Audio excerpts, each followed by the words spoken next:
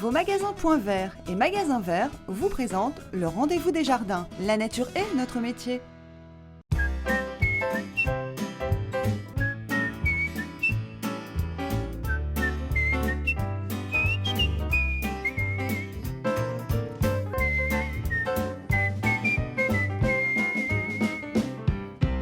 Bonjour à tous et bienvenue dans le Rendez-vous des Jardins, c'est votre rendez-vous jardinage sur WEO.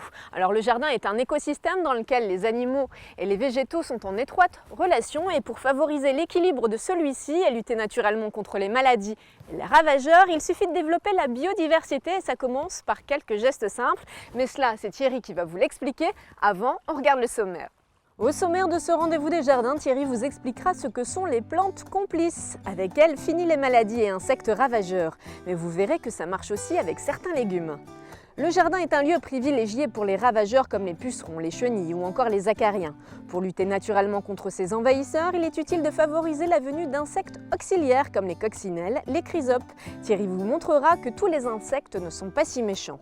Vous verrez aussi que certains petits animaux sont utiles pour votre jardin et qu'en leur proposant un petit abri, ils deviendront vos meilleurs alliés contre les nuisibles de tout genre. Et comme chaque semaine, on n'oublie pas l'astuce de Thierry. Alors Thierry, souviens-toi, dans l'émission précédente, on avait planté ces belles tomates et tu m'avais dit que pour éloigner les pucerons, il existait des plantes complices comme le basilic. Eh ben on regarde si ça a marché. Eh ben c'est pas mal ton affaire, hein. Il n'y a pas une petite bébête. Ah non, c'est nickel même, c'est nickel. Bon, toutes ces tomates maintenant qu'on a plantées, qu'est-ce qu'on va en faire après? Et bon, on peut en faire une bonne ratatouille. Une ratatouille, ouais, avec uniquement des tomates. Ah non, faut pas que des tomates, il nous faut aussi de l'aubergine, du poivron, de la courgette. Mais pourquoi tu me parles de ratatouille? Ah, je vais t'expliquer un truc, tu vas voir. Ah, t'as encore plein de petites choses à me raconter, toi. Ah, bien sûr. Bon, ok, on va se mettre au boulot, mais d'abord, qu'est-ce qu'il nous faut? Ah ben, en regardant la liste.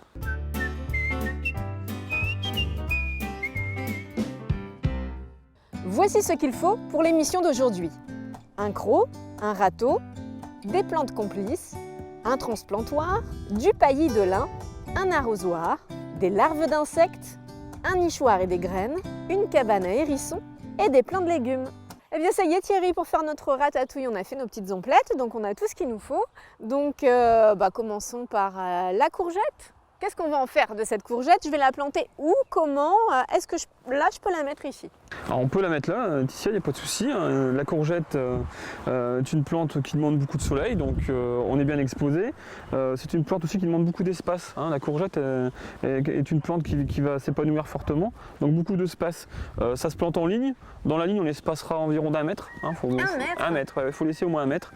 Et entre chaque ligne, si on met plusieurs lignes, 60 cm entre chaque ligne, ce sera un minimum. Pourquoi? Parce que ça se développe énormément? La courgette prend de la place, effectivement. Un pouvoir de développement assez conséquent. À l'arrosage aussi, pensons à lui amener aussi un engrais dans l'eau.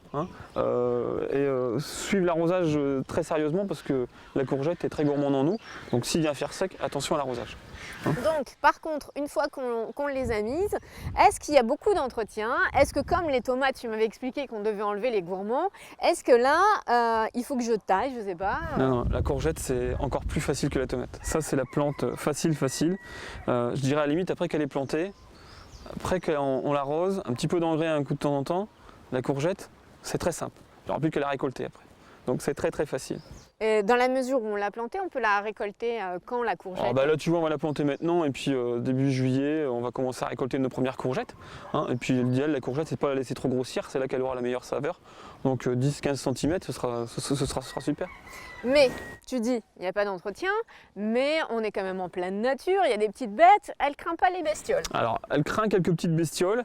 Il y a des petites choses sympathiques à faire et très faciles. C'est que là, pendant la plantation, on va lui amener des plantes complices. C'est pour ça que tu m'as ramené des plantes? Je t'ai ramené des plantes.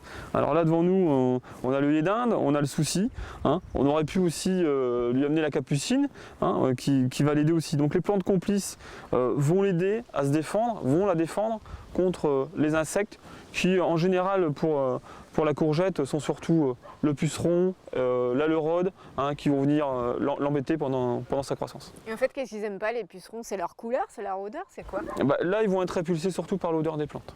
D'accord, ils n'aiment pas l'odeur? Non, c'est vrai que l'œillet d'Inde est assez a une odeur assez particulière, donc elle va jouer un rôle répulsif à ce niveau-là. Donc bêtement, j'ai envie de dire que les soucis vont leur créer des soucis. Ouais, tout à fait. Et comment on les met? Alors tu m'as dit que les courgettes, il fallait les espacer d'1 mètre. Et là, je les mets au pied, je les mets où? Ah bah non, on va les mettre en quinconce. Hein. Dans notre ligne, on va les mettre entre deux, tous les mètres. On va poser nos plantes complices entre nos courgettes. Ça va faire super joli. Et en plus, ça va venir égayer le jardin. On va amener de la couleur dans le jardin. Donc maintenant le poivron. Le poivron, est-ce que c'est la même chose? Alors, on va dire que c'est la même chose. Oui, c'est le même type de culture, donc une terre ameublie, une terre assez riche. Il faudra surveiller aussi en arrosage et amener aussi régulièrement de l'engrais dans l'eau. Donc pour la culture, c'est quasiment identique. C'est une culture facile comme la courgette. Il n'y a pas de gourmand enlevé, il n'y a qu'à la laisser s'épanouir facilement. Elles sont faciles. Elles sont faciles. Par contre, effectivement, ça aime la chaleur, donc bonne exposition au soleil, on est au bon endroit, il n'y a pas de souci. Il faudra penser aussi à lui amener un tuteur. Donc là, on a le petit tuteur pour le démarrage, ça va aller, mais après, il faudra le tutorer plus grand. C'est une plante qui peut atteindre 1 mètre dans des régions un peu plus chaudes. Bon, nous ici, 60 cm, ce sera pas mal, mais pensons-y y mettre un tuteur. Et ça pousse jusqu'à 1 mètre, donc ça fait plein de poivrons. Ouais, on peut une quinzaine de poivrons, enfin on pourrait même dire une quinzaine de fruits, on pourra les récolter dans la saison, il n'y a pas de souci. Donc le tuteur va aussi aider à maintenir notre tige principale droite et solide. Bon, là tu m'as ramené, pareil, j'imagine des plantes complices, Alors, géranium. La plante complice, effectivement, sur cette plante, c'est le géranium odorant. Qui va là. Géranium odorant, comment on le reconnaît? Il dégage une odeur par rapport au géranium plus traditionnel qui là on n'aura pas d'odeur particulière. Donc lui il est odorant et lui effectivement par son odeur c'est pareil, il va répulser les insectes qui pourraient attaquer notre poivron. Moi je pensais que ça éloignait que les moustiques, mais ça éloigne aussi les pucerons. Ça éloigne aussi les pucerons, là le rôde, il n'y a pas de souci.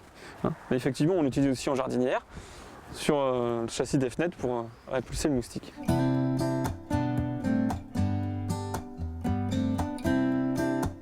Bon Thierry, tu viens de m'expliquer qu'avec les œillets d'Inde, on pouvait chasser les pucerons, les insectes, ces petites bébêtes là. Ça veut dire que tous les insectes qui sont dans le jardin, ils sont méchants, il faut les tuer? Non, ils ne sont pas tous méchants, il ne faut pas tous les tuer. Il y en a des très bons pour notre jardin. Lesquels? La coccinelle, le chrysope par exemple. Alors là, tu m'as fait venir dans la serre. Alors, il y a du vent, ça fait vachement de bruit, on a super chaud. Ça veut dire que les petits insectes qui sont bons, c'est uniquement dans la serre? Non, c'est pas uniquement dans la serre, Laetitia. On peut les mettre aussi en pleine terre, dans notre potager, au grand air, il n'y aura pas de problème. Par contre, effectivement, en pleine serre, c'est plus simple. Dans un milieu confiné, nos insectes vont avoir tendance à rester plus facilement dans la serre qu'à l'extérieur, où à l'extérieur, ils seront en pleine nature et ils vont avoir tendance à s'échapper plus facilement. Alors, ces petits insectes qui sont sympas, là, la coccinelle, le chrysope, très bien, mais je les prends comment? Il faut que je m'achète un filet à papillons, je fais comment pour les trouver? Alors tu peux imaginer aller chasser la coccinelle, le chrysope sera plus difficile parce qu'il se camoufle plus facilement dans la nature. Mais sinon il y a une chose toute facile, c'est d'aller dans notre jardinerie la plus proche et puis de passer une commande toute simple. Tu vois, tu vas trouver ça en jardinerie et tu commandes tes coccinelles, tes larves de coccinelle ou tes larves de chrysope. D'accord, et après comment ça marche une fois que je les ai reçus? Tu les reçois chez toi directement, 24 heures, 48 heures après ils sont chez toi. Et après tu viens les disposer dans ta serre ou sur tes plantes contaminées. Donc la coccinelle, il se fera tout simplement d'ouvrir la petite boîte où toutes les larves sont dedans et de le disposer dans un petit sac de jute qui est fourni avec et de venir l'attacher auprès des plantes à protéger. Le chrysope, on ouvrira l'opercule de la boîte et on viendra y déposer des petites larves sur nos plantes directement. Et voilà, c'est tout simple.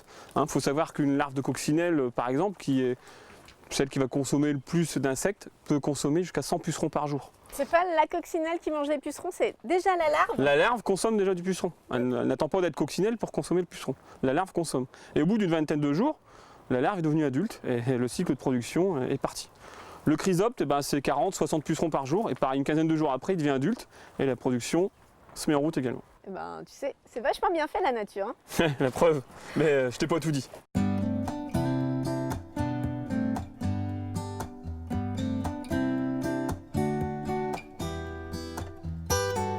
Bon Thierry, tu m'as dit tout à l'heure dans la serre que tu m'avais pas tout montré. Alors, de quoi on va parler maintenant? On vient de voir les petites astuces pour protéger nos plantes par les plantes complices, par nos insectes, nos amis les coccinelles et les chrysopes.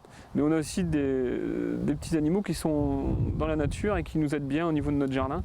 Ce sont nos petits oiseaux, et je pense surtout aussi aux hérissons, qui sont dans notre jardin de tous les jours. Donc voilà des petites astuces encore à aménager. Les petits oiseaux, ils sont là pour chasser les insectes. Alors les petits oiseaux, non, ils sont là pour les consommer. Hein. Les oiseaux sont très grands consommateurs d'insectes. Hein. Je pense à la mésange, je pense aux rouges-gorges notamment, qui sont des très grands consommateurs d'insectes.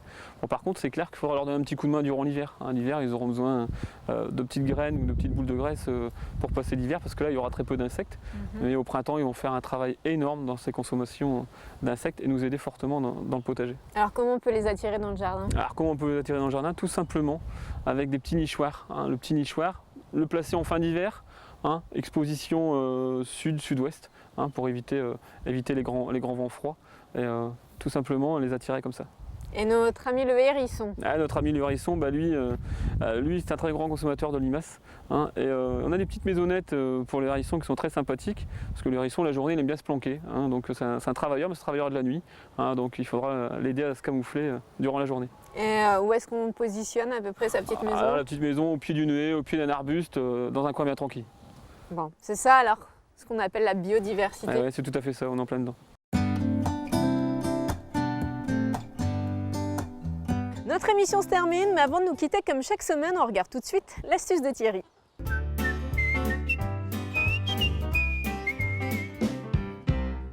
L'astuce du jour, c'est la biogrisse, une sorte de bêche, hein, qui va nous permettre bien sûr de bêcher notre terrain, tout en respectant la structure du sol, hein, en évitant de mélanger les différentes couches, et en respectant aussi notre petit ami, nos petits amis qui se situent dans le sol, les vers de terre. Ça évitera de les couper.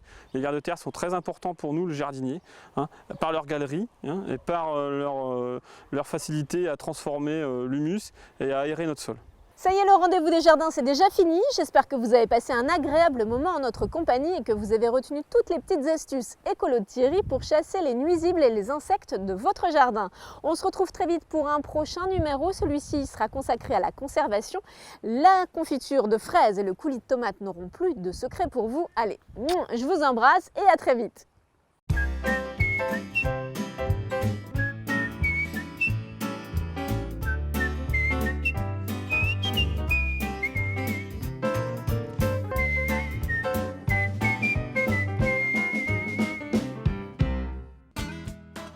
Vos magasins Point Vert et Magasins Verts vous présentent le rendez-vous des jardins. La nature est notre métier.